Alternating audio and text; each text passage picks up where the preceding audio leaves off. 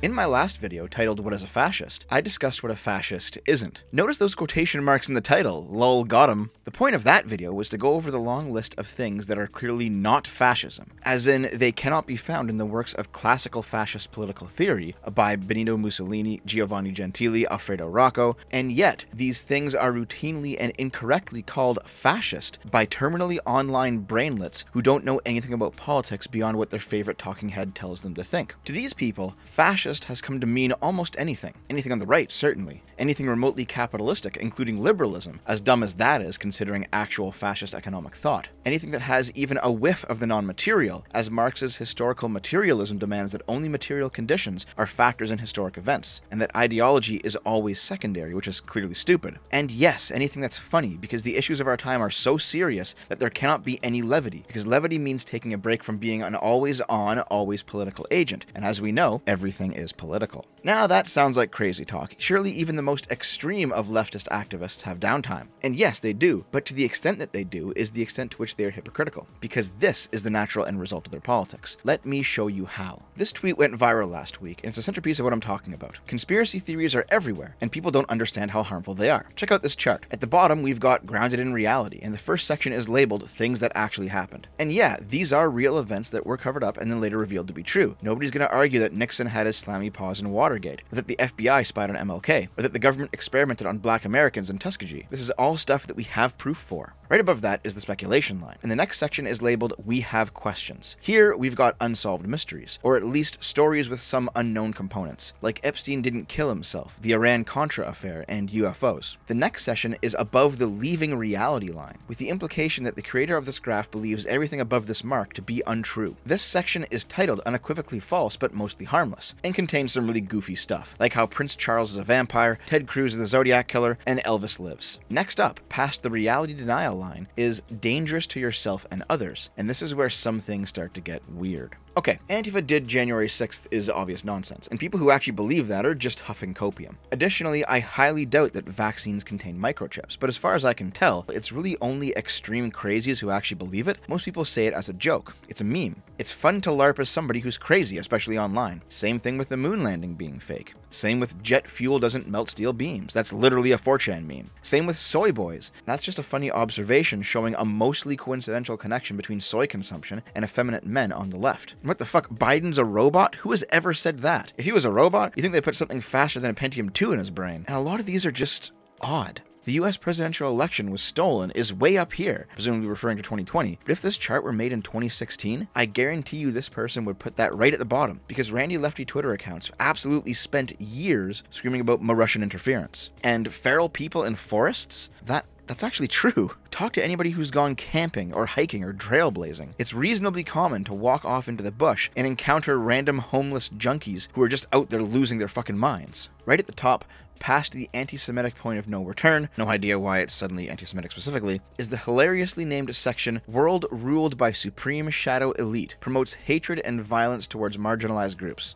Alright, let's see what's in here. Illuminati, Holocaust denial, Deep State, QAnon, Great Replacement, New World Order, secret satanic rituals, reptilian overlords. This is literally just a list of memes for most people. There are obviously real QAnon types out there. There are obviously real Holocaust deniers, but a lot of this shit is actually said in jest. Most people who say this stuff are just having a laugh. Surely ContraPoints isn't up here because she used the reptilian overlords meme in her capitalist video, right? Some of this stuff is clearly just jokes, like Nazis on the moon. The extreme absurdification of Nazism has been a cultural trope for 50 years now, starting with the legendary Nazi-exploitation movie Ilsa, She-Wolf of the SS, from 1974, where a smoking hot German woman ran a concentration camp and performed sexual experiments on the hot American prisoners of war that were brought under her control. It's a ridiculous, hilarious movie known for shock and schlock, but it was still wildly popular because of how over the top it was. It turns out that people like to see depraved, fucked up shit, and they often find humor in its absurdity. Directly downstream from this absurdist view of Nazism are things like the Nazi vampires from Helsing, the Mecha Hitler from Wolfenstein, the cryogenically frozen Hitler clones in Argentina, and a variety of shitty movies. Is that a cryogenically frozen Hitler? Oh my god, it is! Of course. In case you didn't get it. Nazi obsession with ancient relics and artifacts with occult power, like in the Marvel movies or Indiana Jones. Nazi werewolves, Nazi UFOs, and yes, Nazi moon bases. You are not describing a real conspiracy theory here. You're describing a cultural trend of mocking Nazis to the point of rendering them absurd, treating them like the jokes that they are. And, just like last time, you get a few things that actually have a ring of truth to them. The specific pizza shop surrounding Pizzagate probably had nothing going on, but do you actually doubt that those among the rich elite of the world with an interest in children wouldn't be able to obtain them if they wanted? While Hollywood is turning your kids gay is a bit too on the nose, do you think that there's not some sort of byproduct of the push to normalize alternate sexualities that might come in the form of people adopting identities they're not fully comfortable with in order to fit in? Especially when activists sing about it? You think that we'll corrupt your kids if our agenda goes unchecked? Funny, just this once, you're correct. We'll convert your children.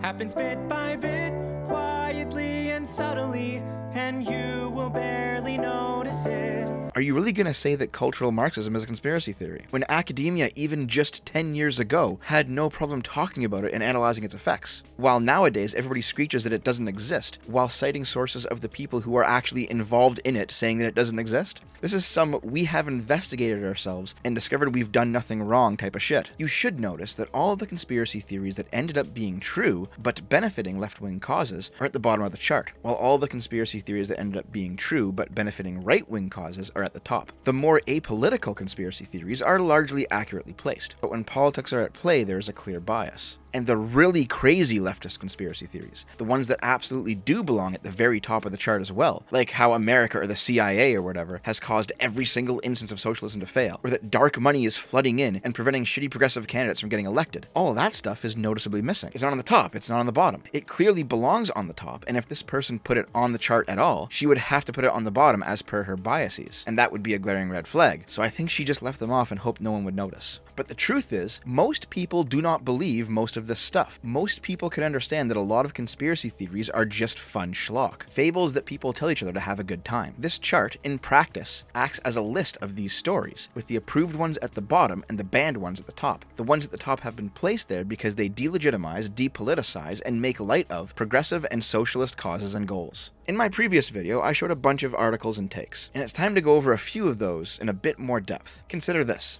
Astrology is a gateway to fascism. All such mysticism that seeks to explain human behavior as inborn and predetermined rather than as a result of material conditions is like this. It is not misogyny to point this out. Why would somebody believe this to be true? I mean, okay, she says it in the tweet. She says all such mysticism that seeks to explain human behavior as inborn and predetermined rather than as a result of material conditions is fascist. That is the Marxist view taken to its extreme again. But why does she think that a rejection of Marx's historical materialist view is fascist? Historical materialism seeks to scientifically understand history, and I say that with the biggest air quotes I can muster, by stripping history of its ideological framework and looking only at the material conditions of the event. In other words, all historical wars must be wars of resources, not wars of ethnicity, nationality, religion, or political persuasion. Any belief counter to this must conclude that material conditions is not the only variable, and that there must be other causes determining human behavior. Whether that's an appeal to genetics, or a faith in an ideology, or anything else, it must be fascist. And so, because astrology is an analysis of the world that rejects materialism, it must be a gateway to fascism. And no, this isn't just some dumbfuck Twitter user saying this out of nowhere. In Theodore Adorno's The Stars Down to Earth, he writes, "The tendency to occultism is a symptom of the regression in consciousness. This has lost the power to think the unconditional and to endure the conditional. Instead of defining both in their unity and difference by conceptual labor, it mixes them indiscriminately. The unconditional becomes fact, the conditional an immediate essence. By its regression to magic under late capitalism, thought is assimilated to late capitalist forms. The hypnotic power exerted by things occult resembles totalitarian terror. In present-day processes, the two are merged. The power of occultism, as of fascism, to which it is connected by thought patterns of the ilk of anti-Semitism, is not only pathic, rather it lies in the fact that in the lesser panaceas, as in superimposed pictures, consciousness famished for truth imagines it is grasping a dimly present knowledge, diligently denied to it by official progress in all its forms. It is the knowledge that society, by virtually excluding the possibility of spontaneous change, is gravitating towards total catastrophe. In other words, fascism is capitalism decay, The occult is part of fascist thought through both of their gravitation towards irrationalism, and the rejection of materialism and embracing the spiritual is a mental pathway to fascism. Again, none of this is a part of fascist political theory. The embracing of the occult, as well as irrationalism as a way of thinking, is one of the major differences between Italy's classical fascism and Germany's National Socialism. And by the way, when I said that by the strictest definition of classical fascist theory, the only true fascist states were Italy and Spain, I was correct. In pre-Nazi Germany, individuals who would later become major players in the Nazi government, notably excluding Hitler himself, were part of the Society of Thule, an occult organization that ran from 1918 to 1925. The views of this secret society would later provide the ideas of blood purity and the Nordic racial mysticism to Nazi political theory, and became the source of the mystic elements of Nazism as seen in the previously mentioned pop culture references. After World War II, a strand of thought came about called esoteric Hitlerism, where New Age religious movements adopted the more mystical aspects of Nazi ideology. This is where the black sun symbol comes from, that you might see in both memes and legitimately far-right stuff. As part of this belief system is in the mythical land called Hyperborea, the ancient home of the original Aryans, a race of blonde-haired, blue-eyed, noble-blooded giants. That Hitler's use of the swastika marked him as the 9th avatar of Vishnu, and he ascended as a deity after his death. And listen, there's way more to this than that, and it's all absolutely nonsense. But this isn't a video on esoteric Hitlerism. Maybe we'll do one another time. But it's really fucking dumb. All you need to know for the purposes of this video is that it's all occult mumbo-jumbo that doesn't actually map onto anything in reality, and its adherents are part conspiracy theory believer and part spiritual nutcase. And it's this specific strain of thought that uneducated leftists use to link up conspiracy theories, the human capacity for spiritual experiences, and Nazism, and by extension, fascism, since they believe that Nazis and fascists are the same thing in all respects, even though fascist spiritual component is explicitly worship of the state and not any of this racial mystic garbage.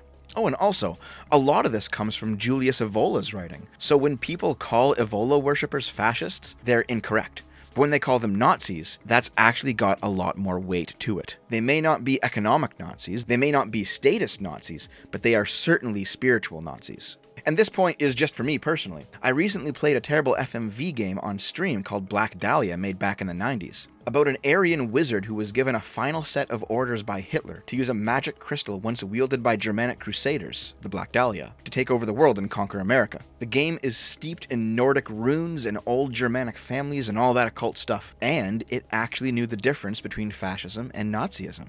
Hank Finster is an interesting case. He's an important man with the fellows in the Defense Department on account of the munitions factories he owns.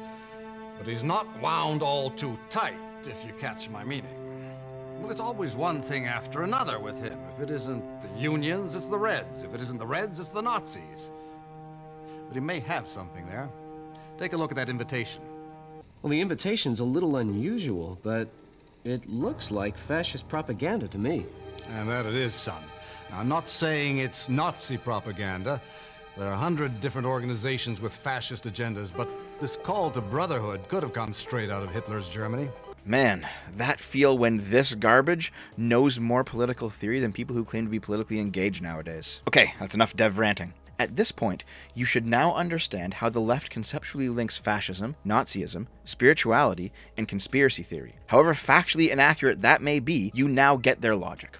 Okay, now you know why they view conservatives as fascists, because conservatives tend to be more religious and more spiritual. Now you know why they consider religious belief, or patriotism, or close ties with family or culture or ethnicity to be gateways to fascism, because these are beliefs with non-material components. That dreaded spirituality in religion, devotion to the bourgeois construction of the nation, the homeland, in patriotism, and preference for the specific over the universal, valuing metaphysical bonds with other particular individuals rather than treating people as atomized, faceless, and replaceable. If a thing has a non-material component, and love, relationships, friendships, honor, patriotism, nostalgia, and spirituality all have non-material components, it's either fascist or fascist adjacent, at least in the eyes of the most extreme of the left. And so this view renders almost everybody and everything fascist, which is why they're calling everybody and everything fascist. There's one final piece of the puzzle. I went over these articles in other videos, we don't need to revisit them in too much depth, but I'll just remind you of them. Trump and the Nazis, our troll-in-chief has a deep affinity with the alt-right, and with their ancestors. After the outrage in Charlottesville, Donald Trump emerges as the leading alt-right troll, a Hitler of lulz. This article tries to link Trump to Nazism through online trolling, as if trolling itself were a core component of Nazism. Racists are recruiting. Watch your white sons. Parents need to understand how white supremacists prey on teen boys so they can intervene. This is an opinion piece about a mother who almost crashed her car because her sons laughed at a meme on their phone that used the word triggered, and how Nazis were recruiting feeble young minds using memes. From NPR, memes are the final boss level of appropriation. What the hell does this all mean? It turns out that most people who talk about conspiracy theories don't actually believe in conspiracy theories. Consider Armored Skeptic. He's largely abandoned politics videos and he now makes conspiracy theory content, talking about Bigfoot and UFOs and ancient aliens and the pyramids and whatever else. It's all good fun. It's nonsense. Nobody actually believes it. But telling tall tales for the entertainment of an audience, embellishing stories, creating these new mythologies to influence people, it's all, technically speaking, lying to people for fun. Bigfoot doesn't actually exist. But when you take on the role of a storyteller around a campfire, telling a very real story about Bigfoot, I saw him with my own eyes, you guys, you're doing multiple different things. 1, you're lying for entertainment. 2, you're evoking an emotional response in your audience. You're stirring their souls a little bit if you're a particularly good storyteller. You're grasping at the metaphysical aspect of them because there's clearly no material Bigfoot. 3, you're creating a new mythology, a new belief system that is fundamentally inaccurate about the world. And no, it doesn't matter if people don't actually believe it, because it's still got a place in that conspiracy theory chart in the end. In indulging the non-material, the irrational, even just for fun, to these people you are creating a space for fascism. Does this make Armored Skeptic a fascist by their ridiculous definition? Well, yes. It makes everybody but their purest members a fascist. So when 4chan makes jokes about chemtrails or jet fuel not melting steel beams, even though it's comedy, it's also technically not true, making it a conspiracy theory, making it an irrational belief, making it a component of the irrationalist wing of Nazism through esoteric Hitlerism, making it fascist. You got all that? I'm not saying this is the exact, direct thought process of every single dyed-hair, hipster, latte-sipping journo who writes such articles as how to stop your child from being an online internet troll. They're not actually smart enough to know all this shit, but the underlying philosophy that guides them, the people who influenced them back when they were at university, this is the ideological framework that they're operating from within. All trolls and pranks are therefore, to them, fascist. Edgy YouTubers and streamers, the prank-centric, shock humor, gross-out content of the 90s. It's all just latent fascism, and nobody knew it until the professors told them. Pepe must be a fascist. The OK hand symbol is fascist. Milk drinking is fascist. Places that still find trolling funny, 4chan and Newgrounds, they're all fascist enablers. Every user a Nazi. And so every time somebody pulls a prank, it's gotta be them darn far-right neo-Nazis again. It can't just be kids having fun. The point of my last video was to describe at least some of the infinitely long list of things that the left views as fascist. The point of this video is to describe to you why they view it as fascist. I'll leave you with a prediction. The ways in which the left embraces spirituality nowadays, if the progressives are still wielding hegemonic cultural influence in 20 years, will be considered highly problematic by that time. We've already seen the beginnings of this, because also on that conspiracy chart was essential oils cures everything. And that was considered a leftist position up until very recently. The essential oils thing was only believed in by the hippy-dippy, anti-vax, all-organic, peace and love style progressives. You've got stoners and trippers, almost always more left-leaning than right, who do self-research into psychedelics and Buddhism and ego death in order to find themselves and induce spiritual experiences and whatever else. And the non-material realizations that come from those experiences will only be more demonized by materialists over time. You've got trans spiritualists too, who spout nonsense like trans people have fundamentally different spiritual experiences than cis people, and religious ecstasy has more in common with sex than anything else. These might actually be true statements, I don't know, but a political persuasion that rejects the metaphysical will not tolerate this point of view indefinitely. You know, I've made jokes in the past about how Aboriginal activists are actually Nazis, but I wonder if the left will eventually reach that logical conclusion. They are heavily spiritual, and that spirituality is intrinsically tied up in their ethnicity. Their connection to their land is based on their blood and their race, and they certainly spend a lot of time calling for living space. This is some blood and soil shit. The most insidious thing of all, this linking of the spiritual, the conspiracy, and the Nazi, is how all you have to do to be considered a Nazi now is just ask questions that aren't approved of. For example, if a year and a half ago, you said that you believed there would be vaccine passports or mandatory vaccination requirements, as a result of the pandemic. Not only were you told that it wasn't going to happen, but you were told that just for thinking it, just for voicing it, you were a conspiracy theorist who was dangerous and needed to take off the tinfoil hat and stop being a Nazi, even though those very things are actually happening right now. If a conspiracy theory is no longer a conspiracy theory, but has in fact become reality, are you really a Nazi simply because you were thinking ahead of the curve? Or is it that the left's view of Nazism is fundamentally flawed, and purposefully so that it may be used as a tool to silence good faith questioning and bludgeon non-compliers? The answer to that question is pretty easy to find. Just tell any of these people no, and see what happens.